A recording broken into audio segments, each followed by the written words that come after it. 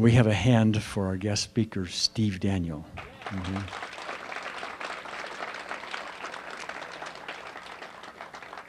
As should be very clear to anybody who's been doing these procedures for very long, there's a clear link between our unresolved emotional issues and our physical issues. And I've many times said, as far as I'm concerned, the reasons we have cancer and MS and lots of other things is highly contributed to by, if not completely caused by, these unresolved emotional issues. Steve specializes in that. He uses EFT as well as other things. You do your own, in fact, you're going to talk about a little bit about self-muscle testing and diagnosis and things like that. But you're in Prescott, Arizona right here, right? Yep. Okay. Is your microphone on? I don't think it's on, Lynn. Can you hear me? There okay. You go. Okay. Okay. We're good. All right. At any rate, you have specialized in chronic health issues. Yes.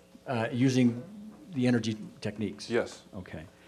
You deal with people with environmental illness, cancer. Yes. Multiple sclerosis. Yes. And name any of the others. Yes. Okay. Diabetes, colitis, almost all the autoimmune disease. That's probably 90% of my practice is chronic autoimmune disease of some kind. Which is how many people you deal with a day, or a week, or however you say it? I probably have 600 to 700 active clients, and I'll handle, I'm going to say 50 to 80 pages a day on the phone. Okay, you do it on the phone, almost Right. entirely on the My phone. practice is exclusively on the phone. Okay, much more convenient Yes. for the patient as well as for yourself. Average length of time is 2 to 5 minutes to treat a person per issue treated. Okay, all right. Now, your success ratio with some of these issues? Well, let me say this. One thing is, I'll work with anybody, and if they don't feel like they've had a dramatic response within 24 hours, we don't charge them. We refund any fees. I probably refund twice a year. So now I don't gather data, so I haven't sent out a survey, but we have had cases from third stage melanoma and pancreatic cancer heal completely, doing nothing else within 6 weeks. I've had people in MS that we can stabilize, but they're making a choice to live in an ongoing conscious conflict, and they will not heal until they make a different choice. And you're going to go into that kind of detail in your talk. Absolutely. One thing you might want to do is keep a little bit away from that chandelier just for camera purposes. Yeah. But with that little introduction, just in case that would get some of your interest, I'm going to give this to Steve. Thank you.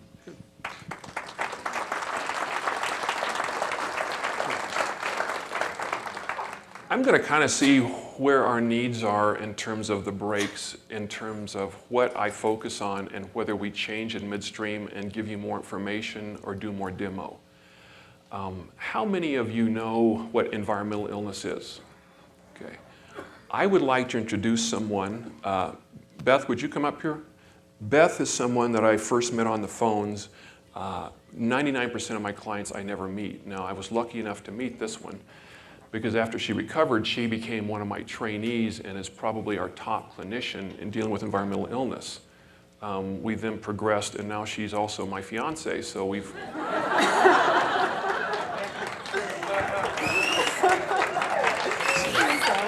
So there are advantages to not being a psychologist anymore.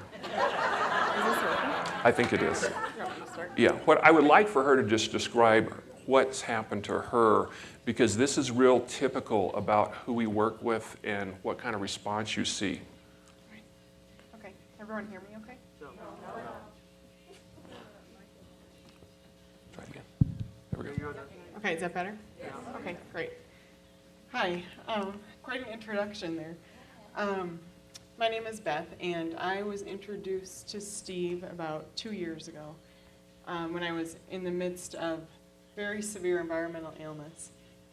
Actually, at the time, I didn't know what was happening to me. I just knew that I couldn't breathe a lot of the time and that I was reacting to all kinds of things in my environment, everything that I ate. Every place I would go outside of my house, I'd just go home feeling terrible, and it got progressively worse. And I had tried pretty much everything that I knew to try. I was living on the West Coast at the time, so I had access to a lot of alternative therapy, so I tried everything: acupuncture, homeopathy, colon hydrotherapy, vitamins, supplements, pretty much anything that was out there. And a woman that ran our support group approached me one day.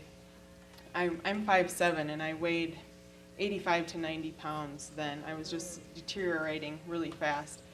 And she said to me, she grabbed my hand and she said, "Beth, I'm really worried about you. We don't think you're going to make it."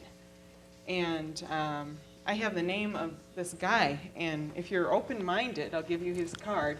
He does things that are a little weird. And I'm like, hey, I'll do anything right now. So I took his card, and it was Steve's card, and I called him, and we started working together. And I really credit this work with saving my life. I know that's why I'm here. So I'm pretty emotional about some of this, so excuse me if I'm a little choked up. Anyway, we started working together, and basically, in a nutshell, the tapping codes saved me. I was having 25 to 30 reactions a day, and a lot of them were anaphylactic in nature, where my lungs would shut down, my throat would close up, and it just felt like somebody was, grabbing onto me, and I couldn't breathe.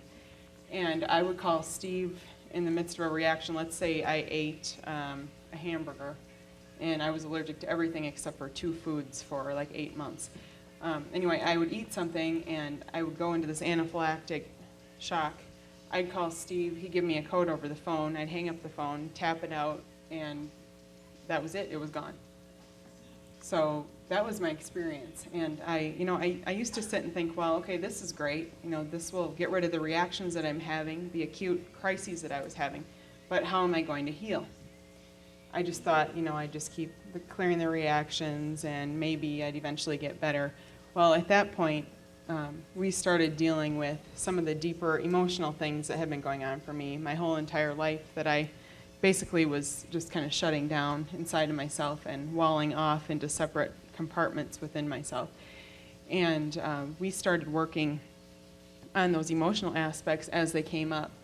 And I really think that was the huge turning point for me in my healing journey, was that we were identifying the blocks to healing, and they were largely emotional in nature.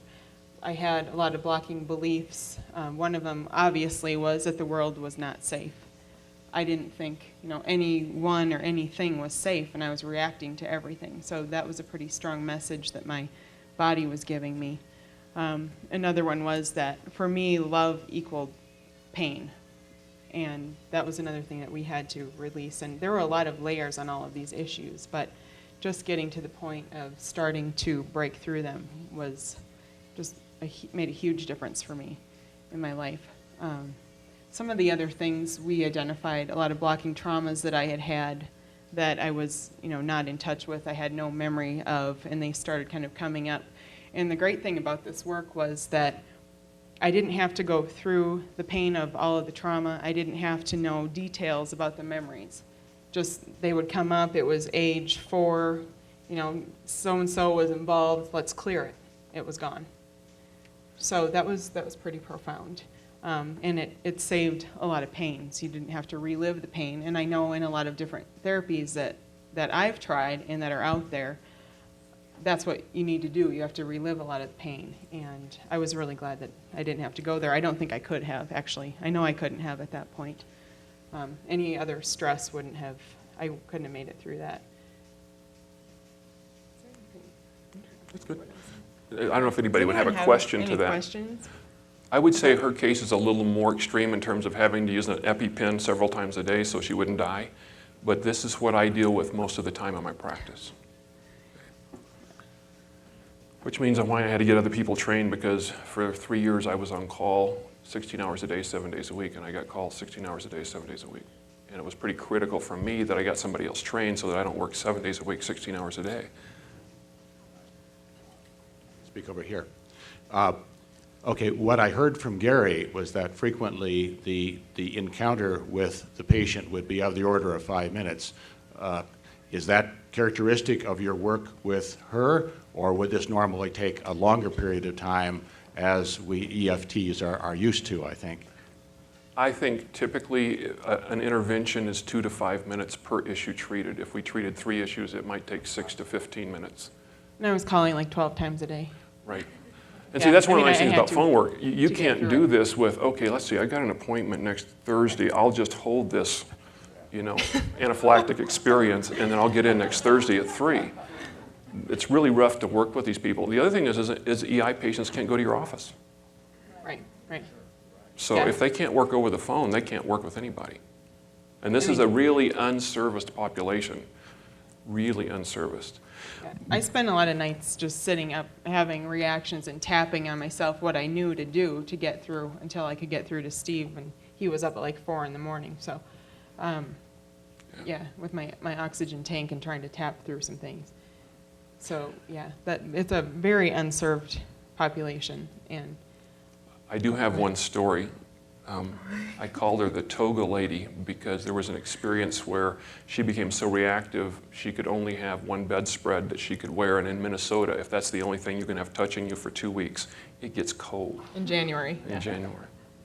I have a question. My question is, was it necessary for the severity of her condition to neutralize the allergic reactions to the food, the toxins, before you treat the trauma?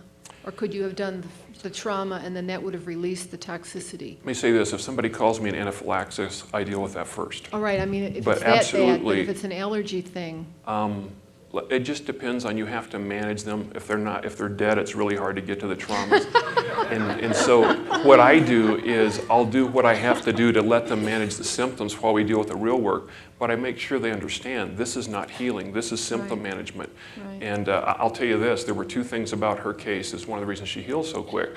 One is she had no secondary gain for being ill. And anybody with chronic disease in a relationship has behaviors that are reinforcing that illness. Mm-hmm. There is always an interpersonal message in every chronic disease. Okay, so that was something key. And the second thing is she was willing to do the hard emotional work. And most EI patients want to make this about physical things because all their life they've been told this is in your head. So they come to treatment with a tenacity that says this is real and this is physical. And I say, you're absolutely right, and I explain why. And I say, and if you want to get well, you've got to deal with this so that this real physical stuff stops happening. Mm-hmm. In the number of people that you've treated for this type of sensitivity, is there a common denominator between either the severity of the trauma or the amount of sexual abuse or the amount of physical abuse, or is there a common denominator in people that develop environmental illness tied to trauma? I wouldn't say that I know of. There probably is, but not that I've tracked. Okay, thank you. The one thing that that I've seen just in working on the phones with a lot of people that are in the same shape that I was, is that it seems that always, and you can correct me if this isn't the case for you, but that always the world is seen as an unsafe place. Right. That's And- fundamental. And typically, the person cannot set boundaries for themselves, so their body does it for them. Right. That would be the other thing. Absolutely. And that's why, again, if they're in a relationship that's dysfunctional, then their body will keep setting boundaries that they're unable to set. And that's one of the things that help them realize that if you don't know how to say no, your body will do it for you. Okay? And one of the things that I used to talk to her about is her bozo alarm. You know, when she would look at relationships and start getting all these symptoms, I'd say, that's your bozo alarm. You need to look at that. What's that telling you? You know, that she's seeing a bozo. Now, it doesn't happen with us, but with other people. Deep hypnotherapy to get rid of that alarm. So what I want to do is I want to be sensitive.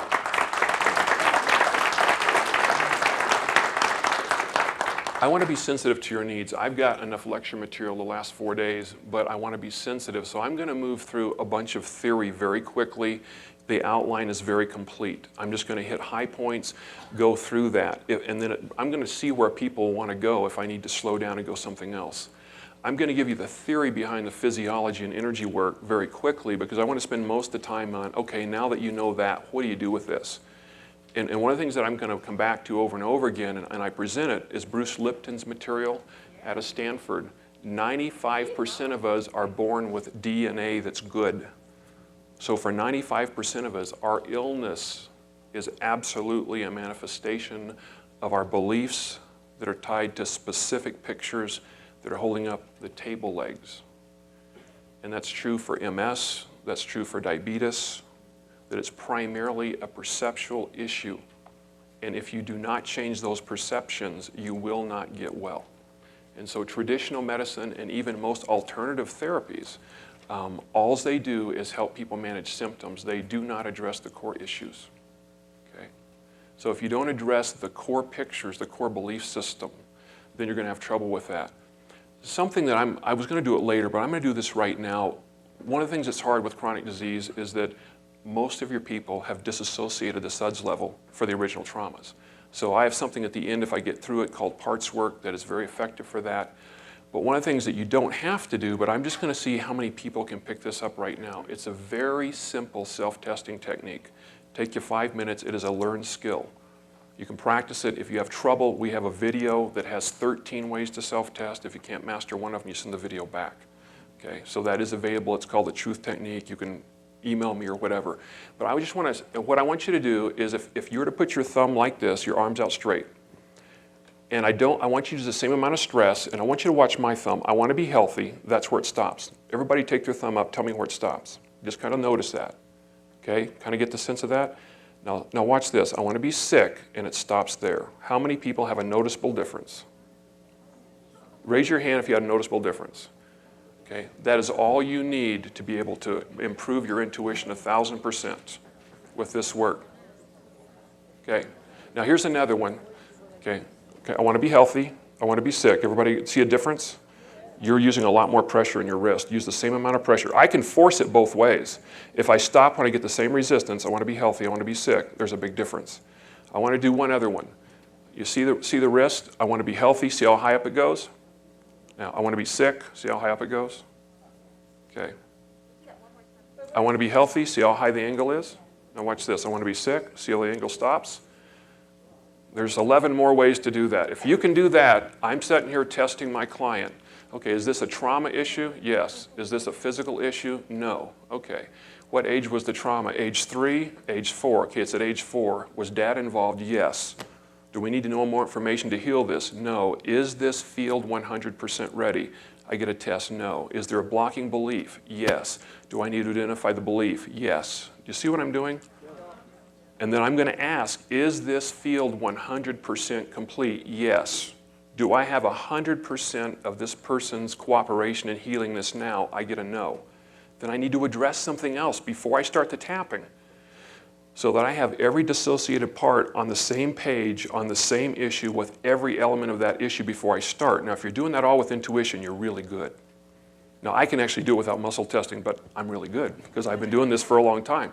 I have probably actually treated more people than anyone else because I've been doing this for 5 years, and I do 50 to 100, treatments a day, and I've been doing that for 5 years, 7 days a week. It gives you an idea how many people I've treated. There was a question. You have to stand by a mic if you want a question. You test them or yourself?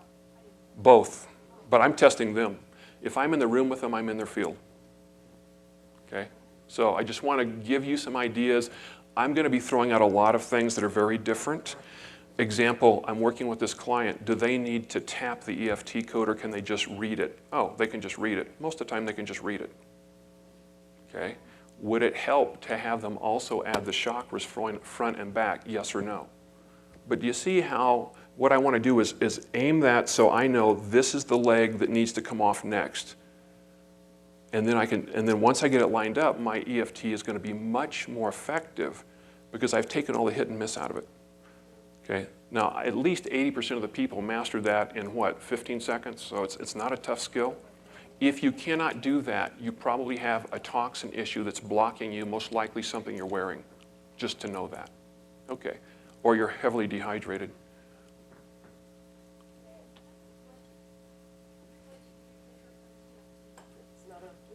That mic's not on. What do you do differ from TFT? I was voice technology trained, so I do all kinds of energy things. Do I do TFT, EFT, other T's that we've developed? Yeah. So it's very similar? It's very similar, yeah. Okay, I'm going to go ahead and start running through material. If I'm not clear, go to a mic and tap on it. Okay. Okay. And if the mic gets much better, let me know. One of the things that this whole lecture is really about is, can you get your client to take responsibility for their own healing, or are they in a mode that says you are the doctor, wise one, and they're going to come to you and be passive in their work? And if that's their choice, they're never going to get out of treatment. Okay. Something I want to just throw out as a paradigm is, we had terrorism and it's caused a lot of deaths. It hasn't caused near the deaths that it's causing an autoimmune disease and increased alcoholism, increased diabetes, other things. The body is digital. It is either in a fight or flight mode or it is in a healing state. And we're going to talk about that more and more. So when small town America, who has more chance of getting hit by lightning than a terrorist showing up there when they're in their Walmart, if they're watching TV and seeing all these attacks every day, that disease process that is beginning is 1,000 times more deadly than any terrorist. And that's really what we're talking about, is the terrorism of the heart. Right now, the #1 cause of death in America, off from Macola.com, is physician-instituted interventions. Properly prescribed medications by the CDC in Atlanta were the #1 cause of death in America last year. Properly prescribed medications. So I just want to give you a little picture of where healthcare is today in terms of our picture. So really, if we're not going to be a casualty of that, then we're going to have to get working on some heart pictures, some heart issues, and we're going to have to teach our clients how to do that.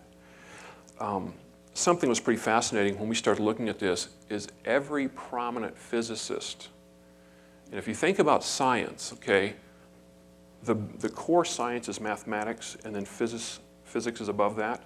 Chemistry is built on physics. Biology is built on that. Psychology is someplace up here in the soft sciences. So physics is really looked at as a very hard science. So if you just look at those quotes, I'm not going to read all of them, but all matter is energy field, Albert Einstein. And look at the dates when they're saying these things. The physician should look for the force and nature of illness at its source. He is not to look to that which can be seen, for we are not called to extinguish the smoke, but the fire itself. I won't try to pronounce his name, and that's in the 1400s, okay? Treating humans without the concept of energy is treating dead matter. Again, 1800, early 1900s. Future medicine will be based on controlled energy fields. Wilhelm Teller, which you spoke at some of the EFT things.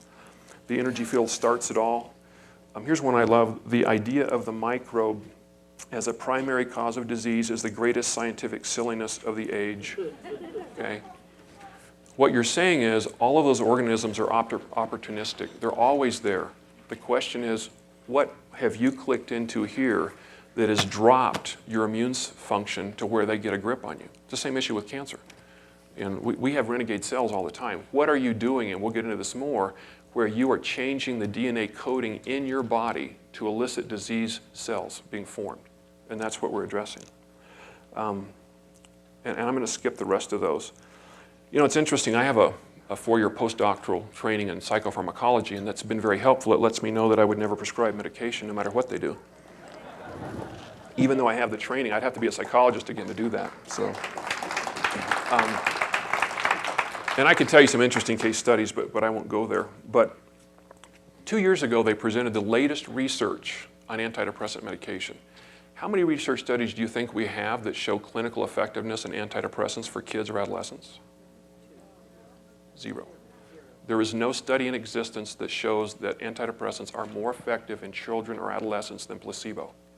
And placebo is 50%. Now what placebo means is, gee, we heal the energy field and it just doesn't fit Newtonian laws. That's what placebo really means. But that just gives you an idea of where that is. I was also a consultant in clinical hypnosis for many years with the American Society of Clinical Hypnosis, and I've seen phenomenal healing in that. I've seen people that couldn't see very well take off their glasses, put them in trance, get out, they can read stuff across the room. Okay, they get out of trance and they don't hold it for very long. I've seen people in severe arthritic pain get out of a wheelchair, walk around, do fine, come out of trance, and they don't hold it for very long. Okay, you just think about why would that be. I used to work a lot with dissociative identity disorders, and I've had someone come in my office on oxygen straight from the hospital for severe lung stuff. What's that lung disease? One of the, no, not asthma. It's one of those lung things where they couldn't breathe. I'm blanking on what it is. But to switch in session, and the person that came out for 45 minutes had no breathing problems. And I've seen stuff like that. So what are we, and you think of the examples of what about the lady that lifts the car off the little kid? Okay, those are issues of perception. Okay? And so, like Gary says, we're all kind of walking through a dream. Which dream do you want to be a part of? And we get back to those same things. The body has the capacity to heal almost anything at any time. It really does. So the question becomes, if I'm not healing, why? Okay, and I'll address that. When I had my dance before the state, one of my dances before the state board, they wouldn't allow me to do any treatment. In fact, the examiner they sent out, I treated them, and since they got well, they fired them because I had a dual relationship with them. And so when the executive secretary wanted to be treated, they said, you can't do that because that would be a dual relationship.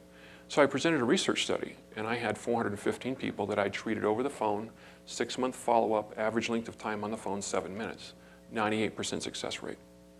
And the board said, psychotherapy doesn't work that way. And I said, I know. And they said, that's either like Benny Hinn's faith healing, or that's a placebo. And I said, if I can get a placebo to work 98% of the time, I'm going to use it every time. And they told me I couldn't be a psychologist because psychology doesn't work that way if you're going to use those effective placebos. Okay. And I can thank the board for many things besides having a fiance who was an ex-client. But you know, I've quadrupled my income. I've helped many more people than I ever could as a psychologist. So that paradigm, we are moving way beyond that. One of the things I just would want to read, it's one of the quotes in the back, page 11, and you don't have to turn to it. It's just a very short quote. Max Planck, one of the founders of quantum physics, noted in his autobiography that science progresses funeral by funeral. A new scientific truth does not triumph by convincing its opponents and making them see the light, but rather because its opponents eventually die and a new generation grows up that is familiar with it. So presenting data, even heart rate variability data, to conventional systems, they're not going to listen. And so that whole concept of I'm going to do what heals my client, and if others aren't comfortable with that, that's okay, because it's very threatening. When I told one of the things my board had an issue with is I don't help somebody, I don't charge them. And they said, you can't do that. Okay. So I'm just saying you're working with a different paradigm. So why isn't my body doing this healing? Okay, there's a few issues. One is bad internal pictures and beliefs, and that's what we're going to focus on. I didn't bring it, but I have an RFI. It's a resonant frequencing imaging device, and it just measures frequencies off the body. And I have pictures that some of you saw last time I was here when I had been hit by jet fuel, had a severe migraine, and if you checked the chakras, they were all gray-black. After treatment, and we had heart rate variability, and you change the frequency of that with energy work, they turned gold again. Okay? If you can take tissue, and this is what homeopathy and other things are based in, and you change the frequency of that tissue from a disease state to a healthy state, and you keep it there, the tissue heals. Okay? So the first thing is bad internal pictures and beliefs. The second thing is something's genetically wrong, and that's about 5%. The third thing is that toxins block healing. But I want you to understand, my belief is that all toxin issues are ultimately a trauma issue. They may not have happened in your lifetime. They may be passed on. There's a scripture in the Bible that it's in John 4:18, and it says, perfect love casts out all fear. And I will tell you, where there is no fear, there is no toxins, there is no disease process. A couple of studies, you know, they came out a while back, and you saw all the studies that first came out that said, gee, high tension lines living under those cause leukemia and cancers, and then they came out and said, no, it doesn't. Well, they went back and looked in that, and they filled out questionnaires, and people who were living under a high stress situation develop cancer when they're under EMF. People that don't live under the high stress situation don't develop cancer. They did a study with parakeets, and they started feeding them arsenic. Didn't kill them. They then took half of them and stressed them, and I think they used some of the music that's out there today. And they died, and it wasn't from the music, it was from arsenic poisoning. So I want you to think about that, is if you're having lots of toxin reactions, your body is living in a fear state. To the degree that you're having those reactions, you're living in a fear state, okay? A couple other things. Living with a conscious conflict. This is one of the things, if I'm testing, that's blocking healing. Is this person living with a conscious conflict? Yes. And most of the time, your client will know what that is. Example, I know my relationship's deadly for me, but I don't want to be alone. Okay? I know they're abusive and alcoholic, but I don't think I can support myself. And one of the things I'll tell them is, you are going to significantly block your healing until you make some lifestyle choices about that issue. Otherwise, they're wasting a lot of treatment dollars. I think that's pretty critical. Thought I saw a question. I think another one is living with a vow. And that's like a conscious conflict. My history is I've had migraines for about 25 years. Had multiple head injuries, but I had a migraine that lasted 7 years, and probably I had 3 or 4 days in 7 years that I could see my daughters out of both eyes. And so I would function by taking enormous amounts of migraine medication, a couple $1,000s worth a month, and on a scale of 1 to 10, live at a pain level about a 10, but I'm very good at dissociating. And that was my existence. I found out why, and I'd done everything, energy work, everything else, nothing would touch it. I had made a vow, and that vow would not let me heal. And until I addressed that vow, and it was involving a conscious conflict, and made a choice to release that, nothing would heal. Once I did that, within 24 hours, my migraines were 99% gone. The other thing that's interesting with that is situations that would trigger, guaranteed trigger migraines. Being with someone in a love relationship in the same situations, eating the same foods, being exposed to the same jet fuel, no reaction whatsoever. So that tells us something about the power of living in a love state that is an immediate shielding against environmental things. So something else to be thinking about in checking your people. So the point of that is that we've got to be opened up to a new paradigm for healing. I'm going to move just briefly into the energy aspect of it. You know, Einstein came in and said, it's not about matter, it's about energy.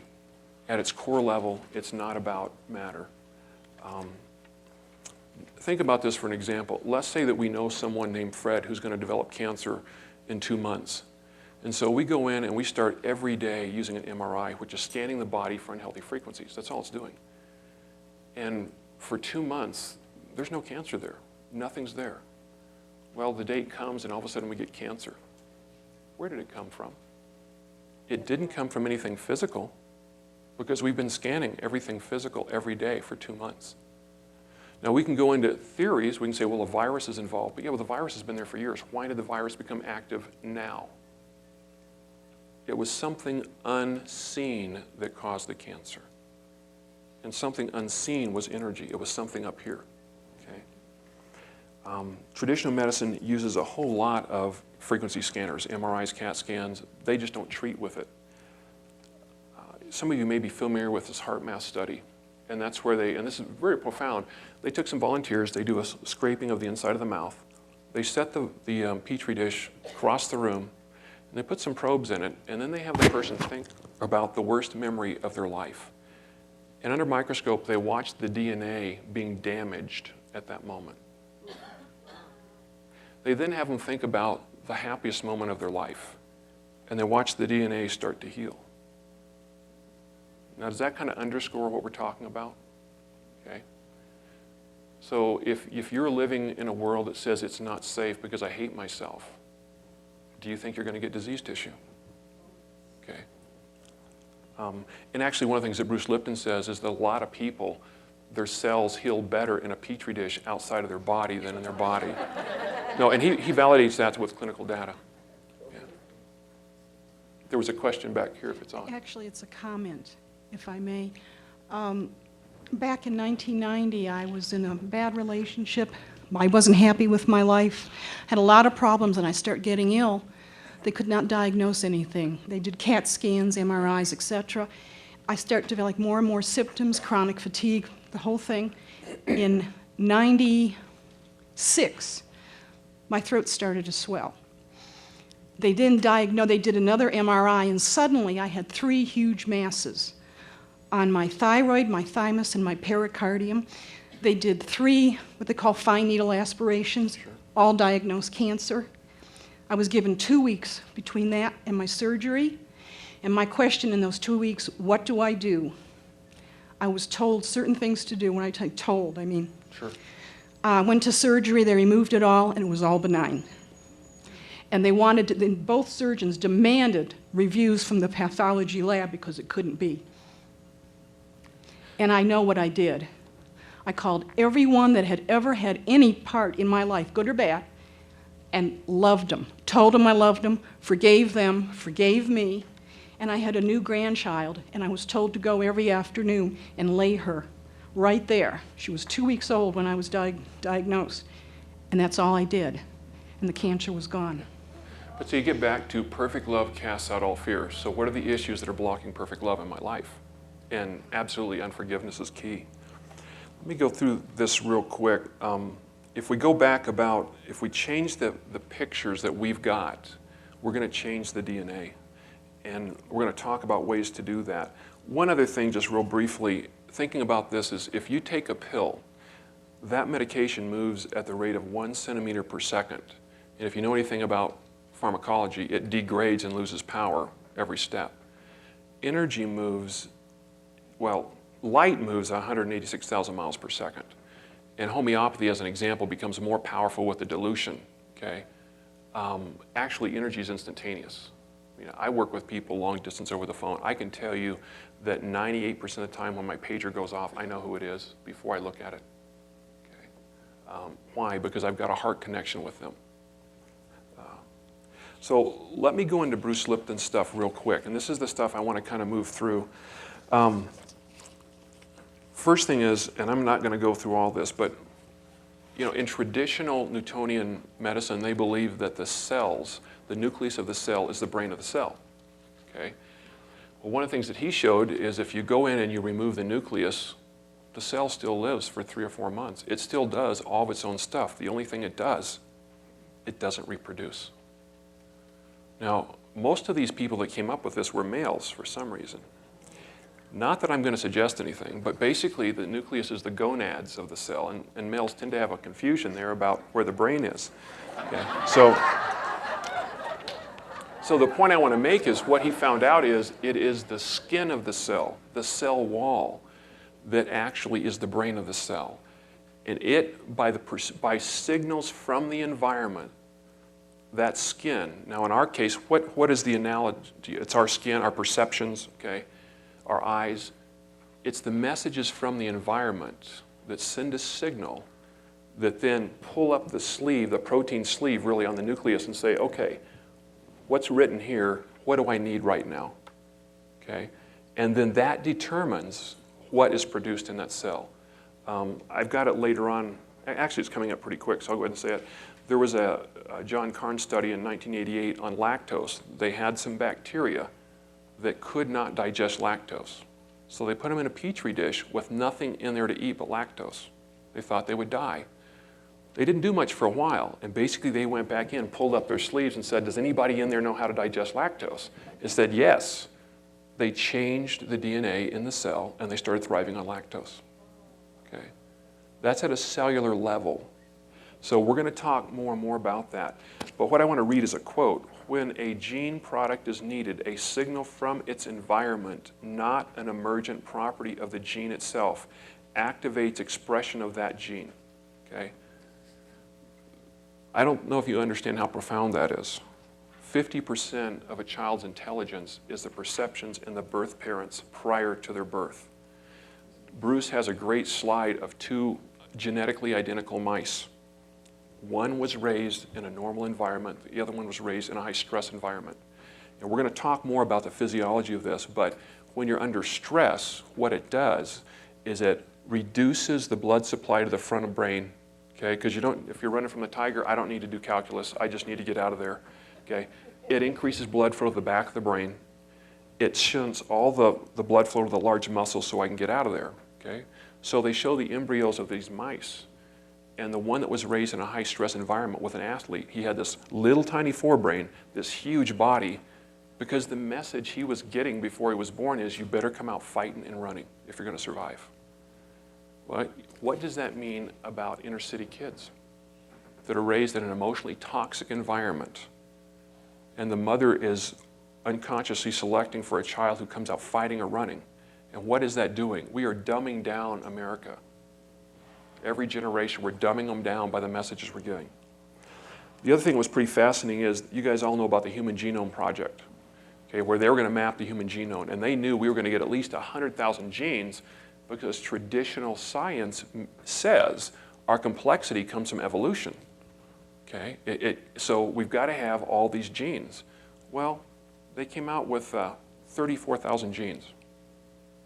And they couldn't, well, then where does diversity come from? It's in the energy field. It's not in the DNA, it's the energy field. And so David Baltimore, a Nobel Prize winner, says, unless the human genome contains a lot of genes that are opaque to our computers, it's clear that we do not gain our undoubted complexity over worms and plants by using more genes. Okay? So as we're going further in science, most of these presuppositions, if you really look at good science, are falling away. Cancer cells are really cells that have withdrawn from the body because they do not feel loved and supported by the body. And so they're kind of doing their own thing. And just think about the lady that shared, what she did is, what is it that's keeping those cancer cells out of relationship with my body, and how do I get them back in relationship? Trying to see how much of this I want to try to go through. On page 12, and you don't have to look at it, there's a full examination of what the HPA axis is, what happens when you slam on the stress mode. And I'm just going to look at this real quickly. Most of you know this, but the first thing you do is you shunt all the blood flow. You send adrenaline out, and just in case you didn't know, adrenaline is a stress hormone. It's the same hormone that they synthesize to suppress your immune system if you're doing cancer therapy. Okay? So adrenaline slams on. You've perceived a danger in the environment. It immediately shuts down the viscera, so your digestion collapses. It shuts down sexual function because that's not real important if you're running from a tiger. Digestion's not important. All your environmentally ill people have major digestive problems. Okay? It immediately sends it to the heart, the large muscle groups. You drop your intelligence significantly, okay? But because again, it's not important to think. I mean, I know everybody's here sometime in their life had the experience of knowing the material, sitting down in an exam, and couldn't remember anything. What's a stress response? You don't have the blood flow going there. If you can't get out of the stress response, the information's not biochemically available. And so that's what happens every time. And you think about how many of your clients are coming in a constant stress response. I know we're going to talk about PTSD, and they've shown that children raised in trauma have very different brain development. It looks like ADD because they're constantly scanning the environment. Where's the danger? Where's the danger? Okay. One other thing, there's another experiment, Einstein-Podolsky experiment, and this again, it just talks about our connectedness. They took two people, had them talk for about 20 minutes, never met each other. Then they separated them in these, I'm blanking on the name, but these cages where no other things get in there. And they would, here we go.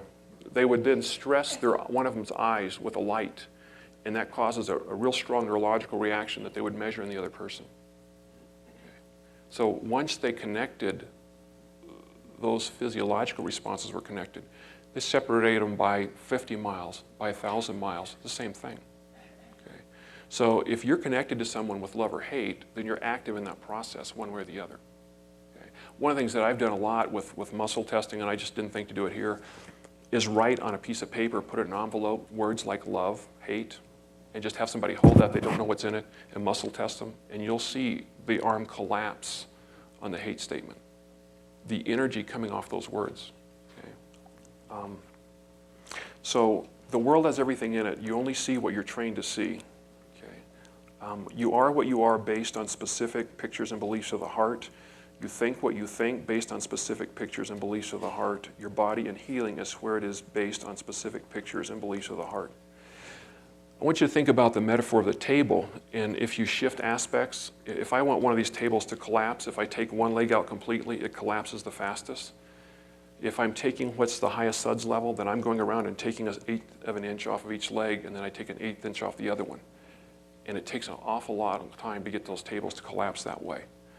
And when you're dealing with people with chronic illness, you typically have a half a dozen, maybe as many as 10 core traumas that are supporting their illness. And it's very important to go looking for those. Kind of keeping an eye on time. Are there questions on that before I move on to what do you do with EFT? Okay.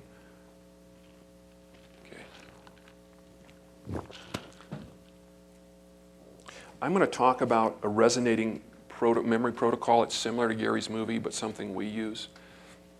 And one of the things I'll ask is, if I have someone come in, I ask them, right now, what is threatening, and when you think about your illness, what is threatening your greatest joy and peace in life? And I ask for a specific picture of that, okay? And that's similar to the movie. I then ask, what emotion is there? And let's say they come up with depression or anger. I'll then ask, what beliefs are there about yourself, others, or the world? Once they have that, and this is homework I have them do before they call me, what is the earliest memory in your life that resonates with that same emotion? Okay. What resonates with that same emotion? If that emotion was fear, what resonates with that exact same fear? And all this is in the outline. Okay. Once they have that, I'm going to ask them the same thing. What kind of emotions, what kind of beliefs are there? Now, at that point, I'm going to be doing a little of this. Do I need to know more? Yes or no? Is the field 100% complete? If I get a yes, then I'm ready to work with that issue. If I get a no, I'm going to ask, is there a conscious conflict? Is there a blocking belief? Is there a vow coming out of that picture? And most of the time, if there's a vow coming out of the picture, I'm going to ask, I'll never be vulnerable again. I'll never let anybody close. I will never trust again. You're going to find those blocking vows. And I'll just include that in the picture. Think about that with the picture. Okay? And then at that point, the other thing that's nice about this is, how many times do I need to repeat the code, the EFT code? And also for how many days? And that's something else I tell my people is this is a lifestyle. It's not something that you're going to do one time. And you'll have people that need to spend 15 or 20 minutes a day focused on that issue, repeating that code over and over again, whether they can tap it or whether they can read it, and keep working with that picture and stay with that original picture until it completely collapses. Now, one of the things I'll say, because I always say this, I pray to include, illuminate, and heal all anchoring pictures on this issue. Okay, now I'm not having them chase other aspects. I'm asking their unconscious to provide the healing on those issues. But I tell them, if you're doing this and other pictures come up, jot them down. Because when this one collapses to a 0, you're going to go back and check those other ones. And if they're not a 0, you're going to continue that process on them. Okay? So that's one of the ways that we begin the healing process at the deeper levels.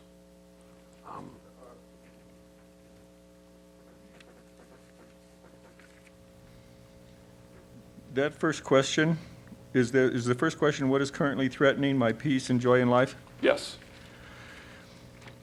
When you ask that question, you're actually forcing them to shift from their hindbrain to the creative brain. Correct. Because you can't go in there to look to answer that question without doing that. That's right. You have to be in a safe space. That's correct. So with our very first question, we shift to the creative. We get out of the threatening. That's as fast as it can get. Right. We shift in the first question. We go to the creative. We get out of the danger. And if they don't look in for that question, if they can't look inside, then they're still back in the threat. Well, and one of the things is by saying, and a typical answer would be, well, these anaphylactic reactions or my MS. Okay, well, how does that make you feel? And how does it make you think about yourself, others, in the world? And that's where you're going to get, it's not safe. I'm powerless. So as soon as they can go in and answer that, then they've already gone to the creative. Right. So that's the most powerful thing we can do, and it's done with our first question. I think that's just awesome. Well, but we have to shift them quickly. And again, remember, I usually spend 2 to 5 minutes per intervention. So it's much better to move quick. I like to, they need to do most of the work themselves. I just aim it for them. And the more they can learn and master, the better. But coming back to that is then to say, what's the earliest experience you have of that fear, of that belief when the world's not a safe place? Now, if you're dealing with dissociation and they say, I don't have any memories, that's when I'll again say, is there an early memory I need to know about? Yes. Okay. Before the age of 5? Yes. Okay. Before the age of 4? No. Okay, it's 4. Okay. Was there someone else involved? I'm going to get a yes or no. Was it dad or mom? Yes or no. Is it something they did? Is it something they said? Is it something they didn't do? Between every question, I'm asking silently, do I need to know any more? Most of the time, I don't have to have a lot of detail. Okay. I'm just asking your internal movie maker, your internal image maker to paint a picture of something that was happening. Dad was involved. You're 4 years old. And there's a belief that came out of that the world's not safe. Whether or not they come up with a picture is not all that critical at that point because I've already aimed it. Okay. And again, most of your somaticizers do not have a lot of SUDS because they've split it off. They wouldn't need the body symptoms so they could feel their feelings. Okay. So that's one of the reasons why I find this so helpful with these populations. The other thing is to be able to say, do I need to know more now before they start doing this work? Something else is, are they ready to know more? Because sometimes I'll test, is it okay for them to know more about this memory? And it's no. They need to collapse the pain on this long before they can even begin to look at these pictures. Okay. So that's just some of the tools that I think help move us through it pretty quick. And again, with chronic disease, you're talking about changing the frequencies of body tissue. With an emotion, you get the SUDS down to nothing. If somebody's got chronic disease tissue, it's going to take repetition over time. They're going to have to commit to doing this, whatever that is, 15 or 20 minutes a day, twice a week. But that's ultimately, right here is where their most profound healing is going to come across. Now, by doing this, do I test them for environmental toxins and say, yeah, don't wear that wool, don't, watch the foods? Yes, because they can't manage the symptoms without that. And so I try to teach them how to do that. And again, that's one of the values of this skill. It's pretty easy. Corn, I want to be healthy, corn, I want to be sick. That's all it takes. Then they can learn how to test themselves where they're not calling me 50 times a day testing everything. So again, what I'm looking at is how can I put tools in their hands where they don't have to call me. Are we in our 5 minutes? Okay, I'm just kind of tracking that. Okay, I thought so. I have an internal clock here. I want to throw out just one thought, and this is real critical, that memories are only memories to the conscious mind. To the unconscious mind, they're current events. So you're asking your client, what are your specific current events that keep the body from healing? How do you address them? So what are the pictures on their walls that they're looking at 24 hours a day that emphasize this is not a safe world? I have to stay vigilant all the time. One of the things I'll ask them is, if you were, what's your metaphor for who you are? Are you a castle? Are you a rock? Are you a tree? Beginning to, especially if they're blocked, getting them into what that metaphor is real helpful. I would like you to repeat that prayer. I pray to include and eliminate. Yeah, I pray to include, illuminate, and heal all anchoring pictures on this issue.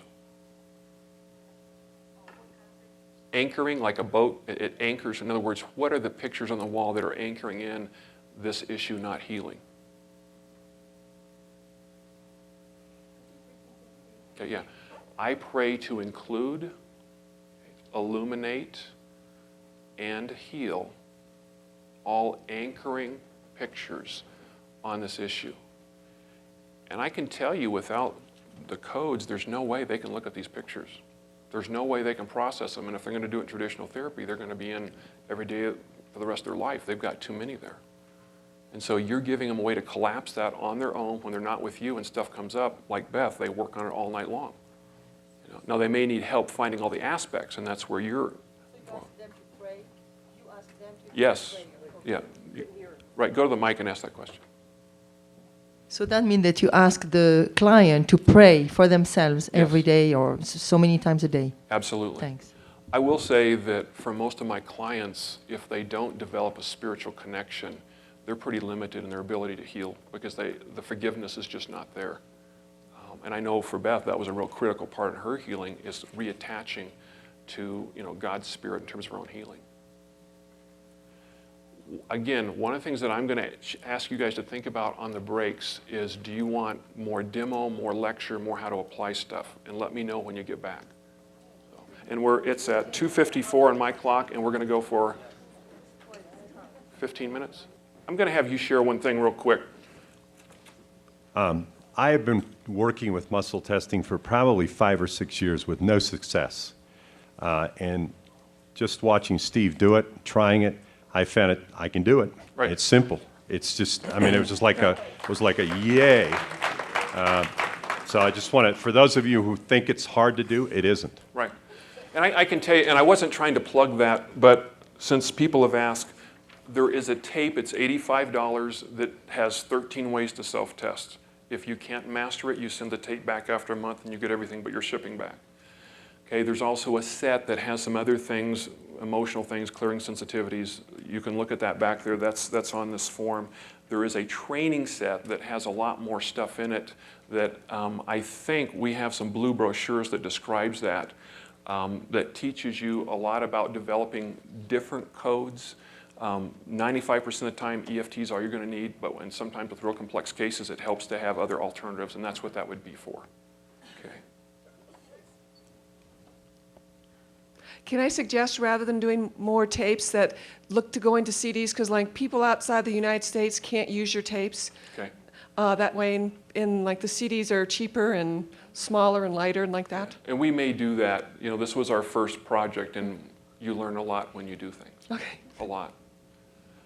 So that, now I didn't bring the tape sets here because I couldn't get them all in my Suburban, and because I customize them if somebody wants just the first set versus the first and third. That's why I did not bring them, but there are order forms. You can always email me that stuff. I have enough that I should be able to send out a lot next week if that was a desire. Okay. I was wondering if you were going to address how it is you are able to make money doing this, because I've worked with some clients with chronic illness who are completely disabled and homebound and they have no money. Right. I would say this, that I can't take everybody that wants to work with me for lots of reasons. And there's, I would say I write off between $150,000 and $200,000 a year working with that particular population. So in terms of making a good living, don't specialize in environmentally ill patients because most of them are on disability. Okay. But what I do is I give a portion of my practice to low-fee clients. And, Okay, thanks. but that's what I do. I have to limit that because I also need to do other things and take care of a family and things. I gave you a lot of information real quick. That's kind of my style. And then I'm going to kind of move on, but I want to come back and see where people are, and then we want to do a demo. Were there things that weren't clear? Go to the mic.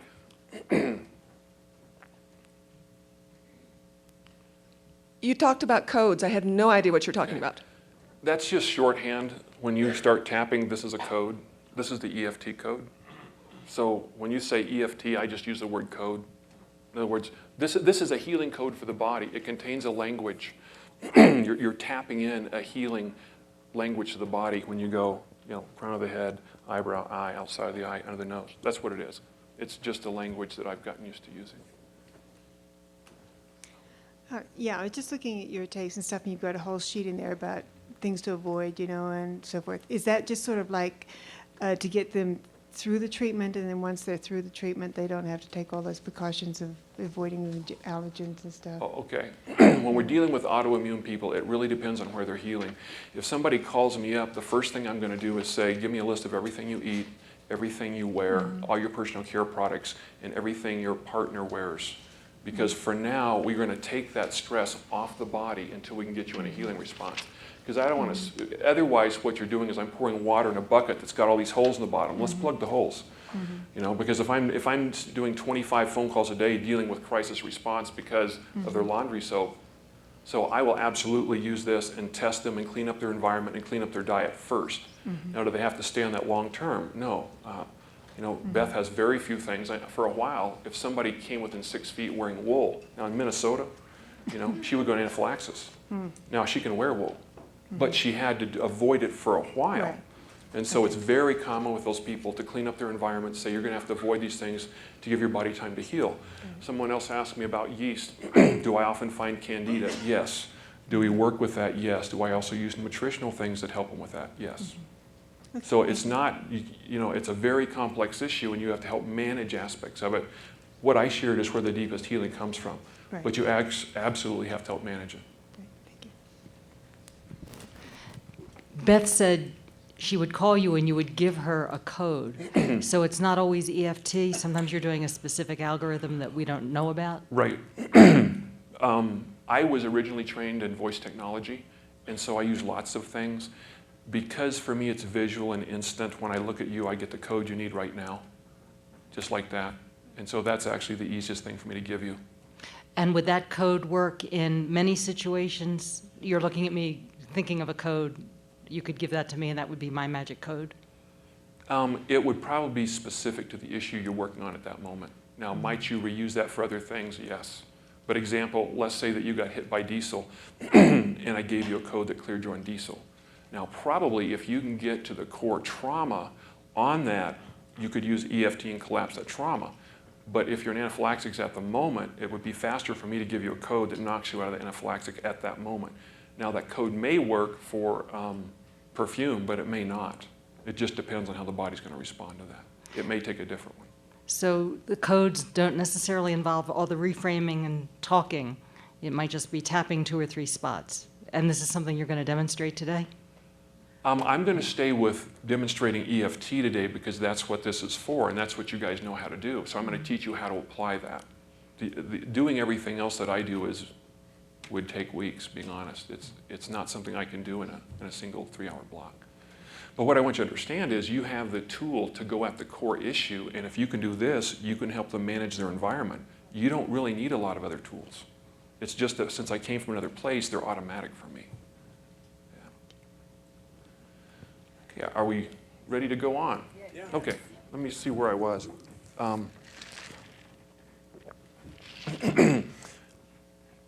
I think it's absolutely critical to put the body in that growth healing state. One of the things he said is just getting them out of the fear response, is critical. If they stay in the fear response, it's kind of like if Beth stayed in anaphylaxis and I couldn't get her out of that, I can't do anything else. And so if it was the same way, I would tell my clients, if you go into a response and you don't know what to do, I will tell you that tapping the edge of the palm and under the nose back and forth will pull anybody out of anaphylaxis. Okay? I've seen somebody go down on a salad line and I can touch them with my foot so that I don't get arrested for treating without permission, and I can start doing this and pull them out of anaphylaxis. Under the nose? Yeah, right here? Under the nose, it's one of your spots, and edge of the palm. Just go back and forth, you'll pull somebody anaphylaxis. So what I absolutely say, if you're going to anaphylaxis, start doing this, and in between, run your EFT code, absolutely. Okay?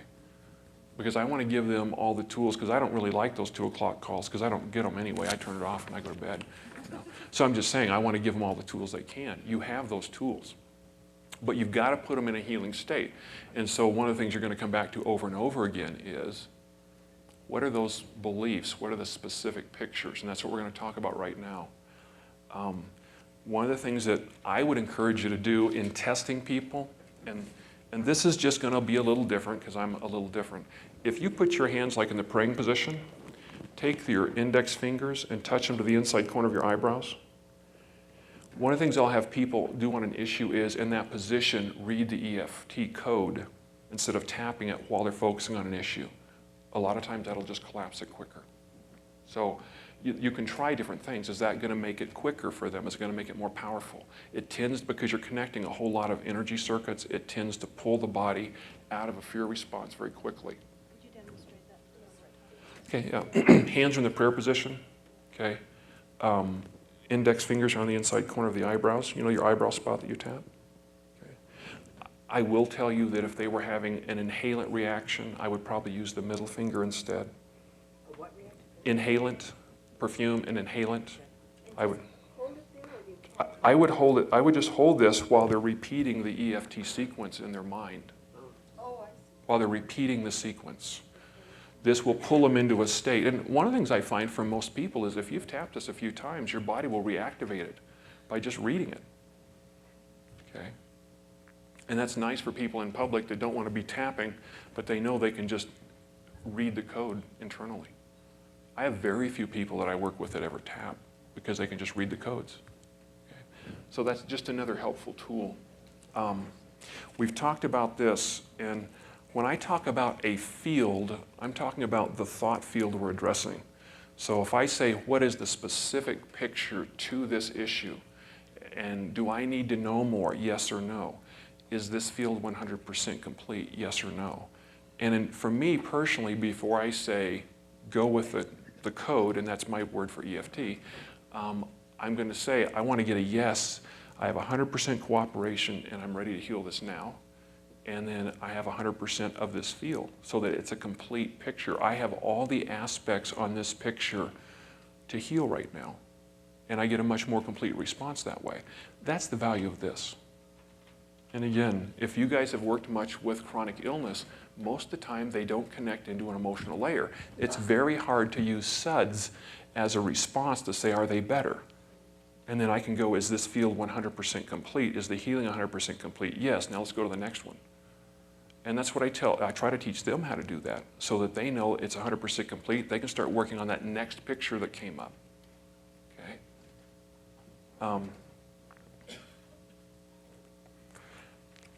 Given the client's history, if they had a belief, emotion, trauma, keeping their body in a protect fear mode, what would it be? Let me say this. Frequently, let's say I'm dealing with a symptom and I'll ask, I'm 100% ready to release this headache, and I'll get a no. By the way, constant headaches are the most common symptom for dissociation where you're blocking something, okay? And as an expert on migraines, I have a little data on that. Okay?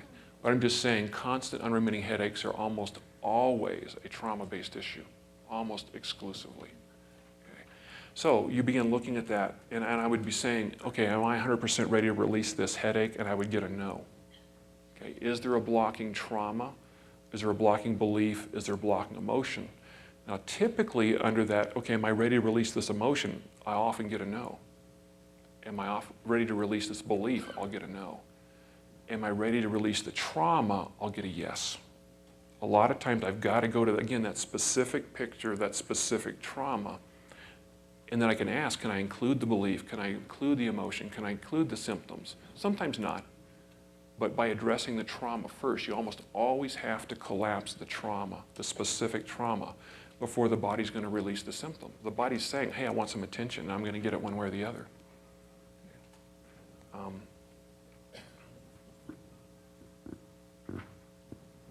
Trying to decide how much of this to go into.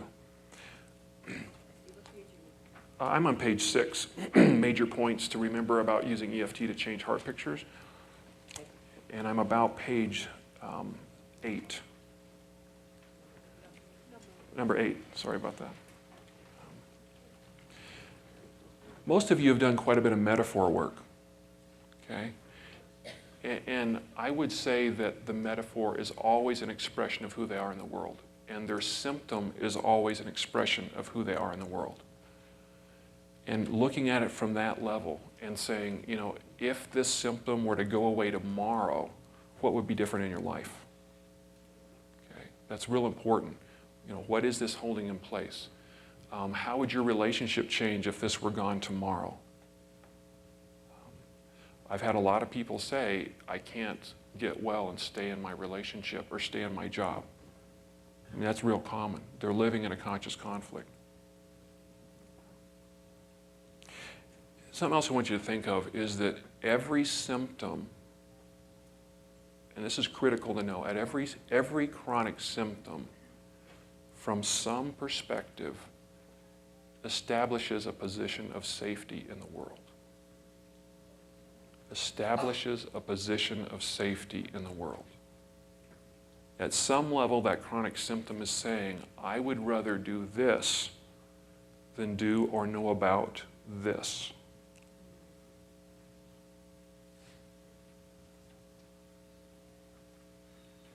And again, what I'm trying to do is give you some areas to start looking at with people. Okay? I would rather have this pain than what? Than know about what it is. What would be the one thing worse that could possibly happen than having this pain? What would those things be? You're going to look at what those issues are. What are the beliefs about those issues? And how does this protect them? Okay. I know for me, if I had a migraine all the time, I didn't have time to think about or deal with other issues. And if I looked at what's the only thing in my life that could be worse than living this pain all the time, and I addressed that issue, what is it? Well, it would be putting my kids through the pain of divorce. So I had made a conscious vow that I would die before I would do that. And my body was trying to accommodate my vow. And so I had to address that issue for my healing because nothing else was going to make a difference. And so part of it, you're asking your clients, how serious are you about being well? How has the client organized themselves in the world to have an experience of safety, significance, and power?